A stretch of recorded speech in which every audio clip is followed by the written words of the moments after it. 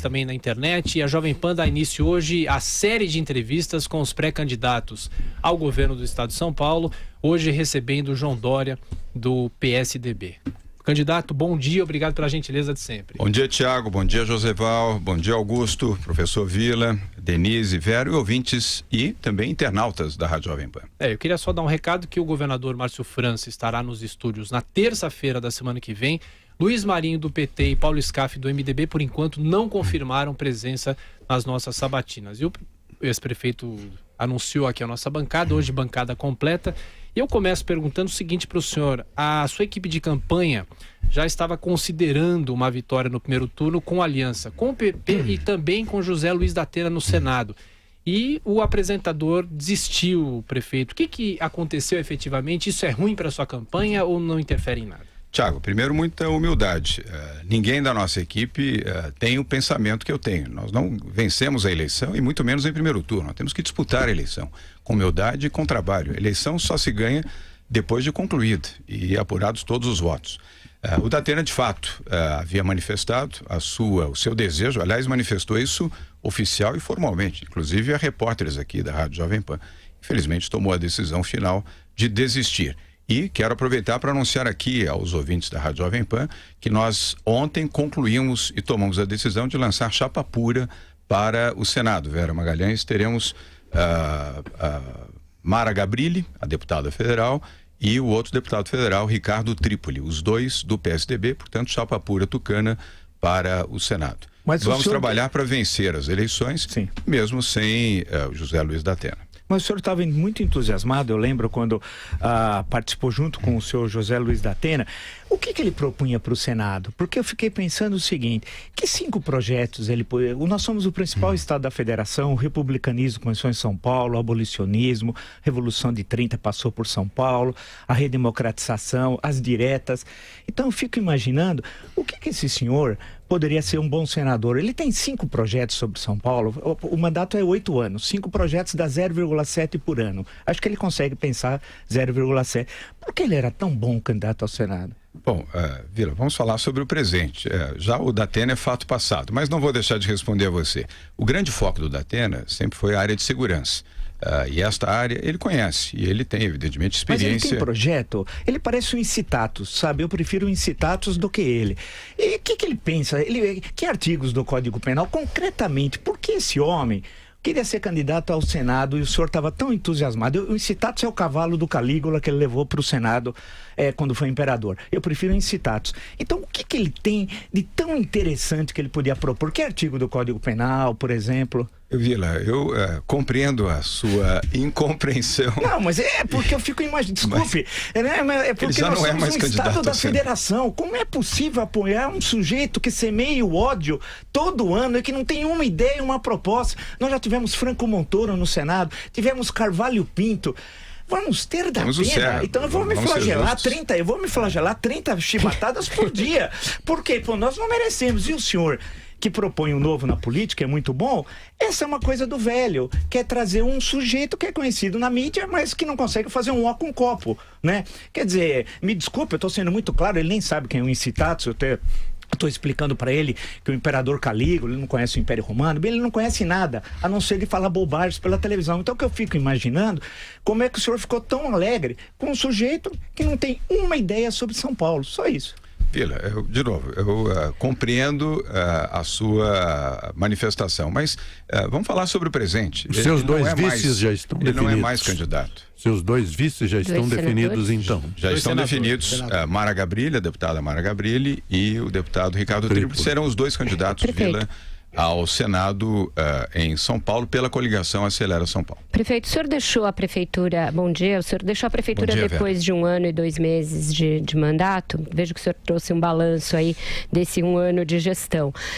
Mas quando o senhor foi eleito, a expectativa era maior, era que o senhor ficasse os 4 anos do seu mandato, uma vez que o senhor foi eleito em primeiro turno, algo inédito na cidade de São Paulo. O senhor teme que essa renúncia prematura e depois de se vender como novo na política e novas práticas, prática de gestão, etc., prejudique a sua votação aqui na capital? Não, Vera, não prejudicará. Até porque em 15 meses nós fizemos mais do que o PT do Fernando Haddad fez em 4 anos. Fizemos uma gestão eficiente, inovadora, transformadora e, aliás, com chapa pura. E aí está o Bruno Covas comandando a cidade e muitíssimo bem. Eu estou bastante tranquilo, compreendo, evidentemente, aquelas pessoas que gostariam e desejariam que eu continuasse nos 4 anos. Aliás, é um bom sentimento. Desejariam não, o mandato é de 4 anos, claro, né? Sim, o compromisso nesse momento eu já não estou, Uhum. tomei a decisão de deixar a prefeitura. Portanto, é compreensível, aliás, que essas pessoas, ou pelo menos algumas delas, tenham este sentimento. Aliás, é o bem-querer, Denise, porque você só quer manter quem é bom, quem é ruim você quer afastar, você não quer preservar, você não quer manter. E, ademais, a missão agora para o governo do Estado de São Paulo, Vera, leva a lembrança de que 40% de todas as ações da prefeitura, notadamente em transporte, segurança pública, educação, saúde e assistência social, dependem do governo do Estado de São Paulo. Há uma relação direta e de dependência também e de interatividade. Portanto, ao conquistar o governo, vamos trabalhar para isso, vamos ajudar e apoiar o Bruno Covas para que a Prefeitura de São Paulo continue fazendo um bom trabalho e atendendo seus munícipes. Prefeito, se o senhor mudou de ideia quanto ao projeto político, o que é que impede o prefeito Bruno Covas de mudar de ideia quanto a planos administrativos? Ele não pode seguir um caminho diferente do traçado pelo senhor? Não, é claro que pode. Ele tem total autonomia. Ele é o prefeito. Aliás, ele foi eleito vice-prefeito com os mesmos votos com que eu fui eleito prefeito. Ele tem total autonomia. E é um Covas. E o Bruno tem experiência, tem vivência. Mas ele tem um comprometimento também com todo o programa de governo que nós desenvolvemos. Notadamente, inclusive, o programa de desestatização, que é um programa inédito. Nenhuma cidade brasileira adotou um programa de desestatização como nós fizemos aqui na capital de São Paulo, que está em curso. Aliás, a partir agora de agosto, Joseval, começam os leilões, começam as vendas, começam as concessões e as PPPs, a iniciar-se pelo estádio do Pacaembu, depois os mercados, depois o serviço funerário, o Parque Anhembi, os parques da cidade e assim vai. São 61 áreas de desestatização. O Bruno está absolutamente comprometido com isso e a equipe de governo que lá está é basicamente a equipe que nós formamos juntos e agora, administramos prefeito, juntos. Candidato, o senhor foi eleito da forma como foi em primeiro turno, pregando que não era político. Então, claro que os votos foram em seu nome, não foram para o Bruno Covas, que era político e já tinha essa marca do político. O senhor mesmo lembrou que ele é um Covas. Então, tinha uma tradição política. Por que toda essa pressa em avançar para o governo de São Paulo? A percepção que a gente tem aqui em São Paulo é que muita coisa que entrou no seu programa de governo não foi feita. A população cobra isso, a gente conversando, há uma insatisfação muito grande, como se o senhor tivesse como objetivo uma carreira política mais rápida. Não é? Inclusive o seu nome, volta e meia, é cogitado ainda para ser candidato à presidência, exatamente porque Alckmin não está conseguindo avançar nas pesquisas. Então fica um mal-estar junto ao eleitorado, porque a sua vitória foi pelo não político. E foi uma vitória muito forte pelo seu nome. E aí o seu nome consegue repetir essa história agora como governador, o senhor tendo deixado a prefeitura com 1 ano apenas e com pouquíssimos resultados em termos daquela estratégia que foi proposta. Denise, primeiro, com todo respeito, não foram pouquíssimos resultados. Eu posso falar aqui para você, com todo respeito. Não, você o senhor mesmo falou do encaminhamento agora das privatizações, que elas não aconteceram, não é? Não. Depende, Denise, agora do Bruno. Privatizar não é você não estala o dedo e privatiza. Você tem todo um processo. Audiências públicas, Tribunal de Contas, Tribunal de Justiça, Promotoria Pública, Câmara Municipal. Não é um processo, você estala o dedo e faz. Mas por isso o mandato é de 4 anos. Vou responder, mas o volume de realizações que nós fizemos nesses 15 meses foi substantivo. Denise, eu volto a afirmar a você, se não fosse substantivo e não fosse bom, eu não estava liderando as pesquisas, concorda? Qual a razão de alguém liderar pesquisas, inclusive na capital, se não tivesse uma boa avaliação? E eu quero reafirmar aqui aos que nos acompanham, aos internautas e aos que nos escutam aqui pela Jovem Pan, eu continuo sendo um gestor, um administrador. Eu não sou político, não quero ser político e não sou carreirista. Essa é a minha decisão. Não tenho nenhuma oposição aos políticos, aos bons políticos. Quero deixar claro que há bons e maus políticos, eu quero estar ao lado dos bons, daqueles que são corretos, que são honestos e que fazem da sua carreira, tanto no plano legislativo quanto executivo, exemplos a serem seguidos. Mas eu não sou político e não quero ser político. Qual é a diferença, prefeito, entre um político e um gestor? Para entender claramente. A pergunta é ótima. O gestor administrador é aquele que quer fazer, sobretudo no executivo. Eu não tenho a menor vocação, Augusto, para o legislativo. Eu não sou legislador, eu sou executor. Aliás, eu fiz 45 anos da minha vida no setor privado, executando, fazendo. Então, é a definição clara da gestão, da administração. Um político natural, um político por essência, talvez tivesse muita dificuldade de propor um programa de desestatização na cidade, porque é um enfrentamento gigantesco.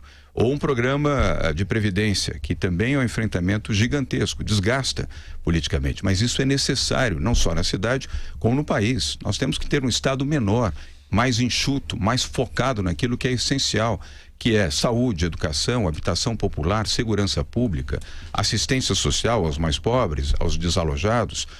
Essa é a essência do Estado. No restante, setor privado. O setor privado administra melhor, faz melhor, sem onerar o contribuinte. Para defender isso, é preciso ser um gestor. Se você for um político na essência, você não faz essa defesa. Candidato, me desculpe. Mas ele está comprometido com esse projeto. Ele participou da elaboração do programa e vem realizando e vem desenvolvendo esse trabalho à frente da Prefeitura de São Paulo nesses 5 meses, desde que eu deixei a Prefeitura de São Paulo. Candidato, não houve nenhum recuo do Bruno. Desculpa insistir, mas é que tem uma incoerência vital e basal nesse seu discurso, porque o senhor recebeu um mandato para ser um gestor e abdicou dele para ser um político, para disputar uma eleição. Políticos disputam eleições, gestores gerem. E o senhor deixou de gerir... Gestor, para gerir, ele precisa disputar a eleição. Não, mas o senhor ganhou uma eleição, ganhou um mandato de 4 anos para gerir e abdicou disso. É muito difícil convencer o eleitorado uma segunda vez de que o senhor não é um político. O senhor é um político, agiu como um político, está na política e vai disputar a sua segunda campanha política em 2 anos. Vera, de novo, eu, assim como a Denise, eu respeito muito você sabe disso. Mas não é a minha finalidade, muito menos a minha interpretação. É diferente da sua. Para ser um gestor, para ser um executivo, você tem que disputar a eleição. O processo democrático indica isso. Então, ao disputar a eleição, você não é um político por disputar uma eleição. Aqui já esteve o Flávio Rocha, que é uma pessoa a quem eu admiro muito, tem um programa liberal muito semelhante ao programa que eu defendo, seja para São Paulo, seja para o Brasil. Ele é um empresário, ele não é um político. Agora, para alcançar o objetivo, ele tem que disputar a eleição. Por que não ficar os 4 anos na prefeitura e mais à frente se candidatar a governador? O senhor acha que não há condições de implementar tudo que foi proposto na prefeitura sem participar do Estado, é isso? Denise, hoje a porque prefeitura... Porque não dá para entender muito o porquê dessa mudança. A prefeitura está... vocês gostam do tema, eu queria falar sobre propostas de governo, mas vocês insistem... Prefeito. Vamos lá, volto a dizer a você o seguinte, nós temos equipe, time... Denise, falta de time, falta de equipe, falta de conjunto é o que os políticos tradicionais gostam, serem imperadores, mandarins da política. Eu não acredito nisso, acredito em equipe, time, como se faz em empresa privada. Foi isso que nós fizemos na prefeitura. Montamos um grande time, um time bom, um time competente, um time sério. Na sua maioria, evidentemente, aqui e acolá sempre tem problema, faz parte. Na empresa privada também, não tem, acabou esse tempo do império, mas só um decide, só um fala. Mas, pré-candidato, a política sempre acaba se sobrepondo inicialmente, nessa fase da campanha especialmente, a questão, acho que até de propostas tal. O senhor citou Flávio Rocha e não falou Alckmin, veja, pode ser ter sido um ato falho, porque Flávio Rocha é candidato a presidente. Então, a questão é Alckmin não acompanhou o senhor em nenhuma das suas inúmeras atividades de campanha pelo interior, pela região metropolitana ou pela cidade de São Paulo. Também não participou de nenhuma campanha da Márcio França, que está fazendo campanha no Palácio dos Bandeirantes, algo que não pode também. Mas a questão que se coloca é o seguinte: o senhor não se sente traído por Geraldo Alckmin, tendo em vista que o senhor é o candidato do PSDB, ele é o candidato do PSDB e ele não participa da sua campanha? Vila, não me sinto traído, não. Nós já fizemos várias agendas, você tem razão, aqui na capital, região metropolitana e interior de São Paulo, o governador Alckmin tomou a decisão de não participar. Aliás, de nenhum dos 2 palanques, nem o do Márcio França, nem o nosso. Mas eu estou convicto que agora, a partir de agosto, feita a convenção do PSDB, que é no próximo dia 28 de julho, ele estará participando. Aliás, ele já declarou isso e convidou, inclusive, nos convidou, inclusive, para uma reunião onde ele reafirmou que a partir de agosto estará fazendo a campanha conjuntamente, seja no interior, região metropolitana e aqui na capital. Eu compreendo, evidentemente, a mente, a alma e o coração do governador Geraldo Alckmin, a quem eu dedico o meu voto e quem votarei na condição de eleitor para presidente da República do Brasil. Bom, nós temos que fazer um intervalo, agora são 9h31, daqui a pouco a gente volta com mais uma parte da entrevista com o pré-candidato do PSDB ao governo do estado de São Paulo. Até já. Já falei, chama a Pancron resolve. Pancron Indústria Gráfica, bom dia. Oi, é verdade que vocês são feras em artes gráficas e que sempre conquistam os melhores prêmios na impressão de material promocional, livros e revistas? É verdade. Ufa, ainda bem. O meu chefe mandou chamar vocês. Já estamos indo. Pancron Indústria Gráfica. Toda vez que você quiser qualidade, prazo e preço, não tem jeito. Chama Pancron. São Paulo 3340-6901. A Pancron resolve. Destacando a economia, a produção industrial, Denise Campos de Toledo. Tiago, nós já anunciamos a semana passada aquele dado IBGE de uma queda da produção industrial de 10,9% no mês de maio, e hoje o IBGE divulgou o que aconteceu por regiões, e 14 dos 15 locais pesquisados tiveram taxas negativas de abril para maio, a consequência basicamente da greve dos caminhoneiros. As quedas mais acentuadas foram em Mato Grosso, 24%, Paraná, 18,4%, Bahia, 15%, Santa Catarina, 15%, e na sequência São Paulo e Rio Grande do Sul, os dois com uma queda da atividade na faixa dos 11%. Isso foi consequência daqueles 10 dias de paralisação em que faltaram peças, insumos para a indústria, condição de escoamento da mercadoria. Alguns segmentos começam agora, desde o mês de junho, a apresentar alguma recuperação, mas houve um ponto de ruptura a partir desses dados negativos, inclusive uma revisão geral para a pior das projeções da economia brasileira. Hoje se conta com uma expansão do PIB na faixa de 1,5%, e esses dados acabaram afetando também o índice de confiança da indústria, inclusive no que se refere ao mercado de trabalho. Foram dados divulgados nesta semana, então há toda uma relação com essa situação de queda brusca da atividade que houve no mês de maio em relação ao que se pode esperar daqui para frente. O fator eleições, claro que acaba interferindo também. Nós tivemos apenas no Pará uma alta de 9,2%, foi o único avanço do mês de maio, eliminando uma queda que foi registrada anteriormente, mas é uma questão de composição da produção local. Lá no Pará houve menos paralisação da atividade, mas, portanto, fica confirmado aí um desempenho muito negativo do setor industrial brasileiro no mês de maio, em decorrência da greve dos caminhoneiros, Tiago. Eu só queria acrescentar, falando sobre a movimentação e as linhas do metrô aqui de São Paulo, mas a gente falava de problemas na linha 3 vermelha, mas agora a situação está normal, segundo as informações do metrô. Linha 1 azul, 2 verde, 3 vermelha, 5 lilás e a linha 4 amarela, que é uma linha privatizada. Todas as linhas funcionando agora normalmente. E no trânsito aqui de São Paulo, o índice da CT chegando aqui agora, a Jovem Pan atualizando, são 70 quilômetros de congestionamento. Marginal Tietê é o pior corredor, com trânsito travado no sentido da Castelo, pista local a partir da Aricanduva até a Otto Baumgart. Só nesse trecho são 6 quilômetros, quase 7 quilômetros de congestionamento, de acordo com a CT. Agora são 9h34, voltamos com o prefeito João Dória, ex-prefeito, pré-candidato ao governo de São Paulo. Prefeito, a gente está aqui há 15 minutos no ar e quantas perguntas chegam sobre a possibilidade do senhor substituir Geraldo Alckmin na candidatura à presidência da República. Claro que o senhor vai dizer que sim, mas eu pergunto, por que tanta especulação em relação a isso? Tiago, de fato, eu quero reafirmar, o meu candidato à presidência da República é Geraldo Alckmin, e trabalho, aliás, ao fazer aqui uma boa eleição e uma boa votação no maior colégio eleitoral do país, que é o Estado de São Paulo, com 33 milhões de eleitores. Vamos ajudar Geraldo Alckmin a ir para o segundo turno, eu espero e desejo, e depois se eleger presidente da República. Eu fico, evidentemente, enaltecido e agradeço muito manifestações. Eu vejo aqui, acompanho os internautas e os ouvintes da Jovem Pan mandando essas manifestações. O senhor aceitaria apoio do Bolsonaro para sua campanha para o governo do Estado? Não, agradeço, mas declino. Por quê? Não, porque eu não acredito em extremismos, nem de direita e nem de esquerda. Eu acredito num projeto central, um projeto liberal, que não é o extremismo defendido por Jair Bolsonaro. Eu não desrespeito os que apoiam Jair Bolsonaro, os que tendem a ter essa visão de que o extremismo de direita possa salvar o país, assim como os extremistas de esquerda. Mas não é o projeto que eu defendo e acredito que a maioria dos brasileiros não queira isso.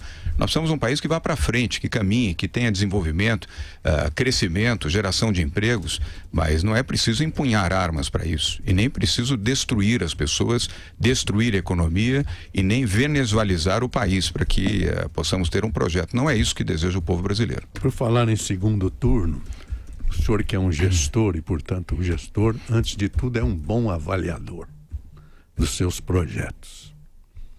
Quem que vai para o segundo turno com o senhor?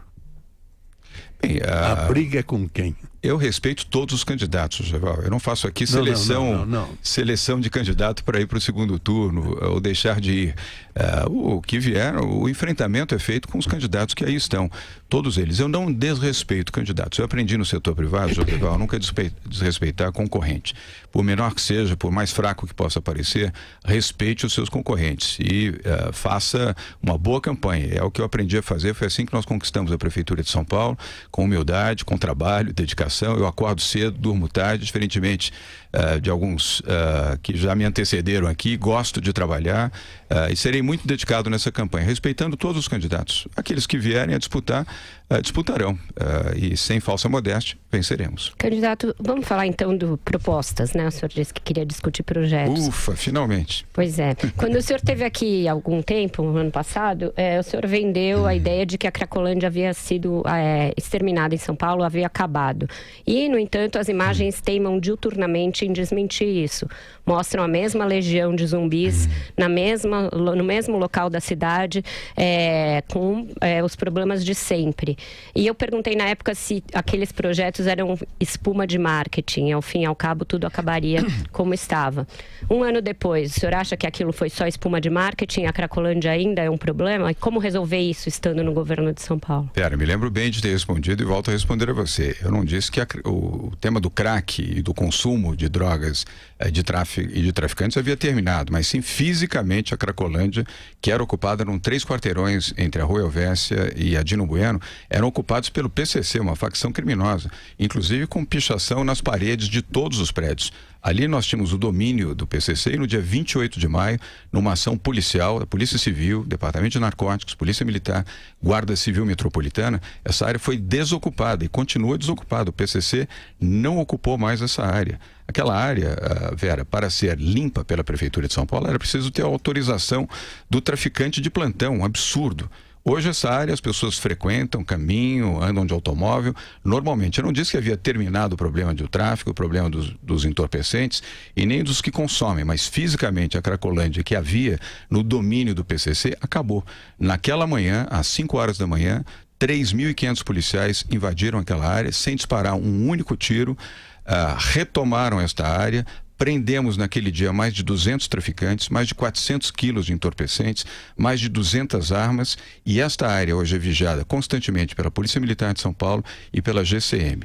E a internação destes que infelizmente são consumidores de drogas e dependentes químicos se faz em larga escala. Mais de 13 mil atendimentos foram feitos em 12 meses nesta área, mais de 1.400 foram internados e estão em tratamento clínico. Agora, é um trabalho constante e não é um problema de São Paulo, é um problema do Brasil e é um problema mundial, lamentavelmente. Já que o senhor falou em PCC, vai acabar no seu governo, caso o senhor seja eleito, esse acordo informal entre as autoridades estaduais e o PCC para o controle dos presídios? Porque nós sabemos, é voz corrente, né, que é um acordo informal. As rebeliões terminaram porque foi dito o seguinte: vocês controlam aí os presídios tal e a vida segue, né? É o que se fala tal. No seu governo, o governo estadual, o Palácio Bandeirantes vai ter controle de todos os presídios? Segundo, quando é que a segurança pública vai ser uma prioridade, tendo em vista os baixos salários dos policiais civis, dos policiais militares, que não recebem aumento há milênios, desde a época do Martim Afonso de Souza,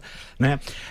Os equipamentos caindo aos pedaços, a sede dos distritos policiais são horrorosos. Quer dizer, qual vai ser o seu compromisso efetivo em relação à segurança pública e, principalmente, quando é que o Estado vai ter controle dos presídios? E o desentendimento histórico entre PM e a Polícia Civil. Aliás, estimulado recentemente pelo atual governador. Não quero entrar na polêmica. Ele errou em tentar tirar da Secretaria da Segurança Pública, a Polícia Civil? Mandou uma proposta, inclusive, para separar as polícias, deixá-las, uma na Secretaria de Justiça, outra na Secretaria de Segurança Pública. Um erro crasso. Mas eu não quero polemizar nisso, vou responder objetivamente ao Vila.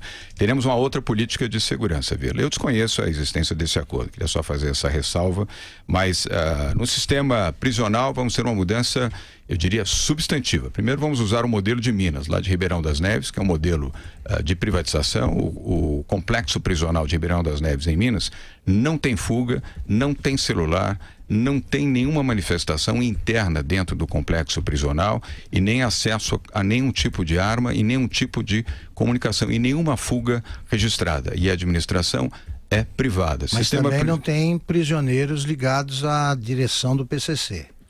Bom, não sei se tem ou não, mas aqui em São Paulo o sistema vai mudar. Primeiro que todos os presos vão trabalhar. Acabar com essa história de 2/4 dos presos não fazem nada, ao contrário, ficam tramando, utilizando celulares que são colocados indevidamente, ilegalmente dentro dos presídios e de lá fazem um controle das facções criminosas, sobretudo o PCC, e orientam o crime dentro do sistema prisional. É um absurdo completo, isso é bizarro imaginar que um prisioneiro dentro da prisão controle operações de bandidagem, de assassinato e de planejamento de crimes.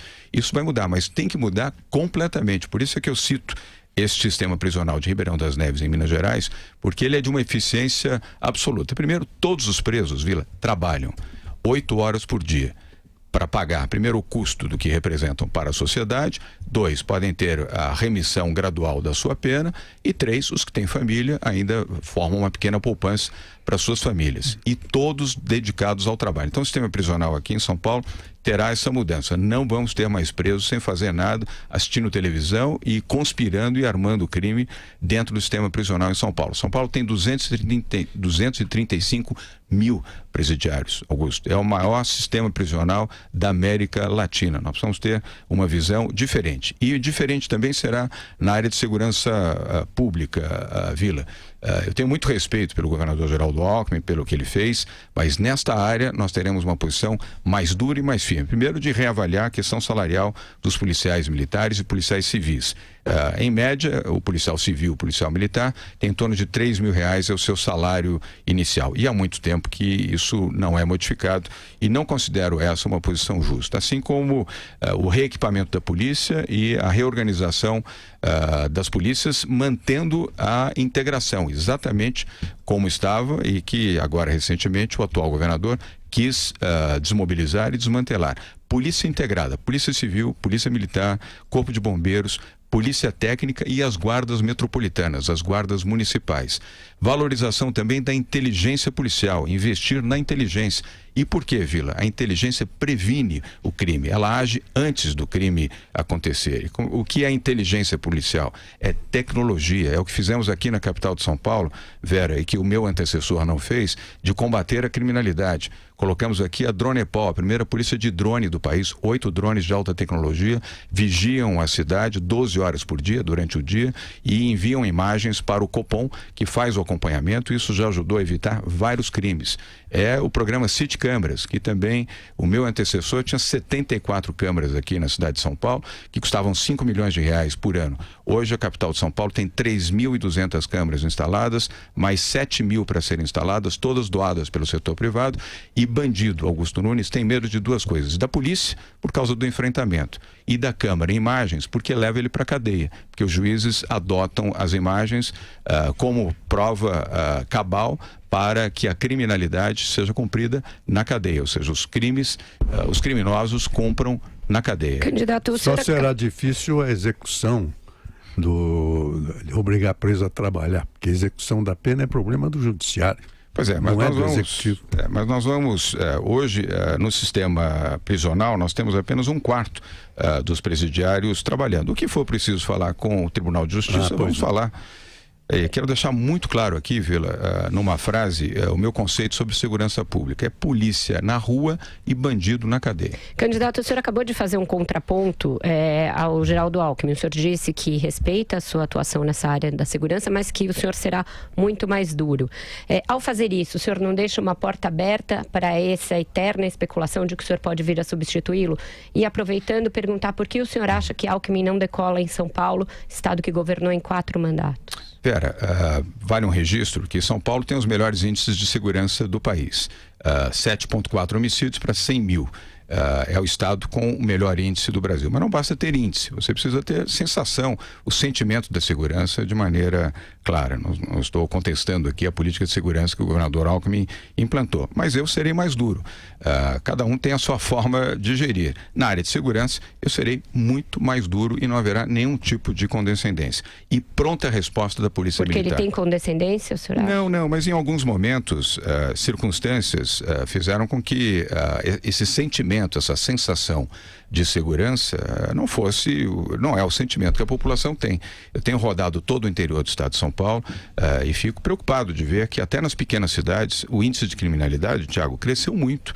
Então, ora, mesmo com o melhor índice de segurança do país, e é uma vitória do governo Alckmin, não é possível que até em cidades de 2.000, 3.000 habitantes, as pessoas tenham medo de sair às ruas. Um pequeno município de 3.000 habitantes, no passado isso não existia. Aliás, no interior, há 10, 15 anos, não havia esse medo, essa paura que hoje há, determinado pela criminalidade. Então, seremos muito firmes nesta área. E isso não significa, nesse contraponto, Vera, para não fugir à sua pergunta, nenhum objetivo de, com isso, ocupar o espaço político, institucional ou de mídia para fazer frente ao governador Geraldo Alckmin. Ele é o meu candidato à presidência da República, volto a repetir. E por que não decola em São Paulo só esse último aspecto? Bem, ele precisa fazer campanha aqui, eu já defendi isso ao governador Alckmin, ele precisa fazer campanha aqui. Eu tenho o dobro do índice do governador Alckmin, seja na capital e mesmo no interior. Eu tenho 50% a mais do que o governador Alckmin, que historicamente teve no interior uma expressiva votação. Ele precisa fazer campanha aqui. Em Hortolândia na eleição passada. Foi o único município, ganhou em todos os outros 644 municípios. Mas ele precisa voltar a fazer campanha. E fará. A partir agora de agosto, Geraldo Alckmin estará em campanha e conosco. Geraldo Alckmin é do PSDB, o candidato do PSDB sou eu. Agora, candidato, ainda em relação à segurança, José, eu só queria complementar, o senhor citou a questão do interior, como vai ser essa segurança que se pretende estender para o interior, que a gente sabe de uma precariedade do policiamento nas pequenas cidades, e tem quadrilhas especializadas, por exemplo, em assalto a bancos, explosão de caixas eletrônicos e de agências no interior todo de São Paulo. São constantes. Aí chega nas cidades... Distritos, também, não são nem municípios. E tem 2, 3 policiais numa cidade, 5 policiais. Como é que o governo pode tomar conta disso? Primeiro com inteligência policial, investindo mais em tecnologia, inovação e serviços de inteligência da polícia, para evitar, sobretudo, crimes desse tipo. 2, aumentando o contingente da polícia. Nós temos que voltar a contratar, treinar e colocar novos policiais nos batalhões, sem confrontar a política fiscal, onde o governador Alckmin, aliás, foi competente e sério, já visto que São Paulo está com as suas contas em dia, mas gradualmente nós temos que dar, é uma questão de prioridade. Governar é estabelecer prioridade. Segurança pública em São Paulo será prioridade. Temos que aumentar o contingente. Ao longo dos anos, Augusto, houve um decréscimo do contingente de policiais militares e também da Polícia Civil, aqueles que foram se aposentando ao longo do tempo ou por afastamento, por circunstâncias do seu trabalho, não houve essa reposição. Nós faremos esta reposição, porém, com o controle fiscal, com equilíbrio, sem gastar mais do que arrecadamos. E aí, complementando também a sua pergunta, Denise, os BAEPs, os batalhões especiais, hoje existem 22 desses batalhões, que são os batalhões da Rota, que estão em 22 cidades do estado de São Paulo. Nós vamos ampliar fortemente esses batalhões para outras cidades e, com isso, melhorar o monitoramento e a presença da polícia na rua. A polícia, na nossa gestão, estará nas ruas, não vai estar em gabinete, não vai estar enfornada, não vai estar escondida, vai estar nas ruas e com pronta resposta, ação imediata. E ai do bandido que quiser enfrentar a polícia, porque, se necessário, a polícia usará de toda a sua força para combater o bandido. Fugindo de tudo isso, mas participando necessariamente do interesse da vida, nós tivemos há pouco tempo um dramático acontecimento no Brasil, que foi a greve dos caminhoneiros. O problema do preço da gasolina, do diesel, é fundamentalmente um problema de ICMS, que é o ICMS que encarece a gasolina e o diesel. E sabemos também que o ICMS é importante para o Estado, já parece que 17,5% da arrecadação do Estado vem do ICMS. Mas o senhor, tendo aquela visão do que aconteceu, o senhor pretende mexer nisso, reduzir o ICMS para a gasolina? E é um problema estadual, cada estado tem o seu. Aqui no seu estado, se o senhor for eleito? Joseval, o que eu pretendo, aí evidentemente não cabe a mim, mas com a força que tem o governo de São Paulo, a força de São Paulo, é defender a privatização da Petrobras e a sua pulverização. Não é possível você ter uma empresa estatal... Mas a Petrobras entrega a R$2, sobe R$2 dali para frente. Não, mas a própria a falta de competitividade, o que originou o problema e a greve dos caminhoneiros foi o aumento sucessivo de combustíveis pela Petrobras. Foi a falta de sensibilidade da Petrobras. Ela tem que ser privatizada e dividida em 2 ou 3 empresas para ter competitividade, como tem nos Estados Unidos. Lá não há sistema monopólio privado e muito menos monopólio público. É isso que nós temos que terminar. O monopólio público da Petrobras em relação a gás e combustível tem que acabar. E eu espero que o governador Alckmin, sendo eleito presidente da República, tenha audácia e coragem de propor o fim da Petrobras e a sua privatização. Ele tem defendido a manutenção, né? Bom, eu defendo o inverso. O senhor está fazendo contrapontos sistemáticos ao Alckmin, candidato. Alckmin, o senhor é candidato a governador ou a presidente? Ao governo de São Paulo. Mas eu tenho que ter bom senso nisso. Ele fugiu da minha pergunta. Então o Alckmin não tem bom senso nesse aspecto, porque ele tem dito que a Petrobras será mantida estatal. Ele saberá estudar isso no momento oportuno. Ele tem o assessoramento de bons economistas que sei que tem uma visão privatista em relação à Petrobras. Então, aproveitando essa questão dos transportes e tal, o Rodoanel é conhecido como roubo-anel aqui em São Paulo e tal. E não termina, é uma obra interminável. Se fosse no Egito Antigo, não teria as pirâmides, Kefri, Miquerinos, etc. estariam até hoje sendo construídas. Não, na velocidade do governador Alckmin, isso não estaria pronto, né? Se nós seguíssemos naquela velocidade de Pindamonhangaba, com todo respeito à cidade. Agora, eu queria justamente perguntar para o senhor sobre o roubo-anel, ou o rodanel, como queiram denominar. Na gestão do senhor, como é que vai ser essa questão das obras públicas e tal? Porque isso é muito importante. O jurista Modesto Carvalhosa tem um projeto muito bom que está lá tramitando ad eterno, pelo jeito, no Senado Federal, que é uma espécie de seguro, vamos usar a expressão em português, eu não gosto das expressões em inglês, CEO, odeio CEO, e outras expressões. Então, uma espécie de seguro na contratação entre o Estado junto a uma empreiteira e teria uma seguradora que faria essa negociação e tal. Como serão as obras públicas, como o Rodoanel, que nunca termina tal, na sua gestão? E segundo, o senhor conhece Paulo Preto? Ou se o senhor não conhece, por que ele é considerado o caixa do PSDB e ninguém conhece o Paulo Preto? Quer dizer, ele é caixa, ele parece um sujeito indeterminado quando a gente aprendia aquelas lições de gramática. Ninguém conhece o Paulo Preto, mas ele tem 120 milhões de reais na Suíça.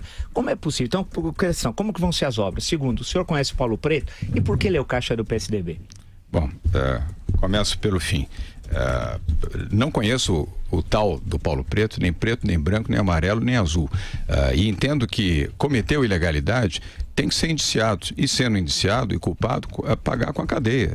Não tem seletividade, a meu ver, por ser PSDB. Se cometeu o crime, respondeu e foi acusado e foi sentenciado, cumpra na cadeia. E é assim que tem que ser feito. Em relação aos crimes que eventualmente tenha cometido esse senhor, que ele seja julgado e punido. É assim que eu vejo, sem nenhuma seletividade. Depois, em relação ao Rodoanel, aí eu complemento também a resposta, Vila. Tem que ser concluído, não pode ter o Rodoanel que se eterniza e não é concluído. Ele é importante no sistema viário do Estado de São Paulo, em aliviar principalmente o tráfego de caminhões no eixo central da cidade, sobretudo nas marginais Tietê e Pinheiros, e ele tem e deve ser concluído, mas com transparência, com honestidade, dentro de prazo e sem aumento também nos seus valores nominais já contratados. E todas as novas obras futuras do governo do Estado fazerem regime de concessão, ou PPP, ou concessão, ou privatização. O metrô entra nisso também? Entra nisso também. Essa será metrô, hidrovias e ferrovias também. O nosso projeto é trabalhar essencialmente com recursos privados. E a demanda e a oportunidade para isso. Pode ser privatizada? Perdão? A linha 5 Lilás pode ser repassada? Não, as linhas que já estão em obras, não. A amarela, lilás, a prata, a ouro e a linha 9 da CPTM, nós não podemos mudar, você não pode criar insegurança jurídica diante de contratações já feitas. Vão continuar assim. As novas linhas, Tiago, serão feitas todas elas em regime de PPP, tanto na área ferroviária quanto na área metroviária. Estradas também, rodovias e inclusive algumas vicinais. Lembrando que várias concessões, Denise, esse é o seu mundo, vencem agora em 2019. E na renovação, nós vamos fazer com que as administradoras, Augusto, passem a administrar também as rodovias vicinais do Estado de São Paulo, ampliando, recapeando, melhorando segurança, melhorando o sistema de monitoramento de vídeo e garantindo melhor qualidade para as rodovias paulistas, que já são boas, mas mas podem melhorar ainda mais. E quero finalizar, Vila, ainda no tema que você falou. As rodovias, pensei que você falou ferrovia. Não. As ferrovias também, mas elas podem ser retomadas e as hidrovias também. Mas eu queria só terminar... Não conclui, você não respondeu a pergunta do professor. Não, eu estou voltando ao Vila agora. Não é? Que é sobre a tese do Modesto Carvalhosa de colocar companhia de seguro entre a construtora e o governo. A companhia de seguro é que vai gerir, vai cobrar, se falhar ela faz de novo, porque ela responde ao governo. Essa é uma tese maravilhosa. É a tese vigente no mundo inteiro. Nos Estados Unidos, por exemplo. É uma tese que tem que ser avaliada. Eu não desqualifico a tese, é porque eu gosto muito do Modesto Carvalhosa. De passagem, respeito bastante toda a sua trajetória e as suas obras. Mas, Vila, para dizer a você com muita clareza, e aí me referindo a mim, eu não tenho lava-jato, não recebi recursos de JBS, de Odebrecht, de nenhuma construtora, não recebi apoio de nenhuma construtora e nem mesmo de contribuições de JBS. Paguei quase 40% da minha campanha para a Prefeitura de São Paulo, estou repetindo porque a lei permite agora para o governo do Estado de São Paulo e sou contra a seletividade. PSDB, PT, PMDB, qualquer partido, qualquer legenda que tenha cometido ilegalidade, que pague por isso. O senhor aceitaria o apoio do Aécio Neves? O Aécio Neves integra ainda o PSDB, ele é parte do nosso partido. Portanto, e ele em Minas, há uma dúvida até se será candidato a deputado federal ou ao Senado nesse momento. Ele não vota aqui. Olha, acho que até a última pergunta que nós estamos chegando ao fim, com licença dos meus companheiros. Eu sempre sonhei pescar um lambari no Rio Tietê. Você consegue privatizar o Rio Tietê? Nós temos um projeto que está sendo estudado. Temos um grupo de trabalho.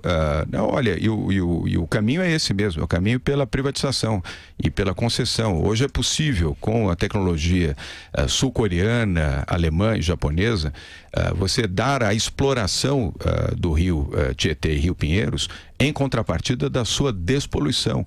São vias de transporte de carga, transporte de passageiro, transporte turístico. Os terminais também que forem implantados poderão ser explorados de forma privada e com isso você ter recursos para investimentos pesados no programa de saneamento e recuperação do Rio Tietê e do Rio Pinheiros. É um caminho que nós estamos estudando com um bom grupo de trabalho nesse momento. A responsabilidade dos rios é do governo estadual, né? Isso, isso vai estar gravado.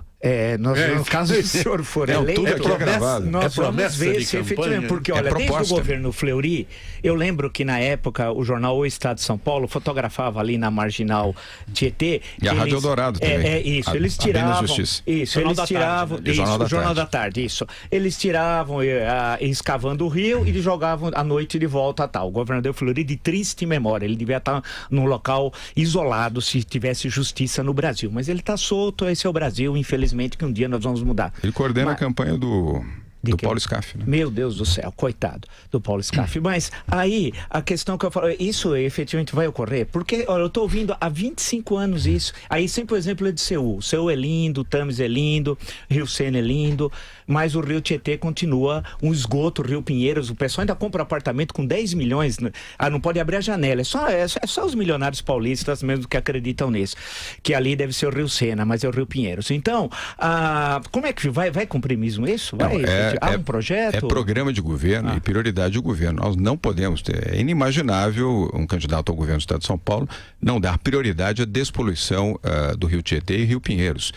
E ter uma ação em cooperação com os municípios que hoje, infelizmente, como é o caso de Guarulhos, cujos dejetos são, na sua maioria, o seu esgoto é lançado no Rio Tietê. Nós temos que ter uma ação integrada com a Prefeitura de Guarulhos, com os demais municípios, com a própria capital de São Paulo, e um investimento muito forte e muito constante. Agora, o investimento é gigantesco pelas propostas que nós temos analisado nesse momento. Tudo indica que é viável que esse investimento seja feito pelo setor privado em contrapartida por um número de anos, 30, 35 anos, na exploração e na concessão, Augusto, da utilização do Rio Pinheiros e do Rio Tietê para transporte de carga, passageiros, turismo e os terminais. É isso que nós estamos estudando. Agora, será prioridade do governo a despoluição do rio. Não dá para desconsiderar isso, fingir que não existe o problema. Senhor João Dória, muito obrigado mais uma vez por atender como sempre faz. Obrigado, aos convites do jornalismo da Jovem Pan e comparecer até aqui para expor suas ideias e seus projetos para São Paulo. Muito obrigado. José Paulo, muito obrigado a você, Tiago, Augusto, Vila, Denise, Vera, as mulheres combativas aqui do Jornal da Manhã da Jovem Pan. Hoje foi bancada completa aqui. Bancada completa. Um abraço também ao Newton Travesso, que está aqui nos acompanhando, ao Zé Carlos Pereira e toda a equipe da PAN, e aos que estão nos assistindo, os internautas e os ouvintes da Rádio Jovem Pan também. Muito obrigado, um bom dia a todos. Esse é um trabalho de prestação de serviço do jornalismo da Rádio Jovem Pan, trazendo os candidatos para expor suas opiniões, seus projetos aqui para o público de São Paulo. O próximo candidato a ser entrevistado aqui será o senhor Márcio França, na terça-feira Terça-feira que da vem. semana que vem. Bom dia, São Paulo. Bom dia, Brasil.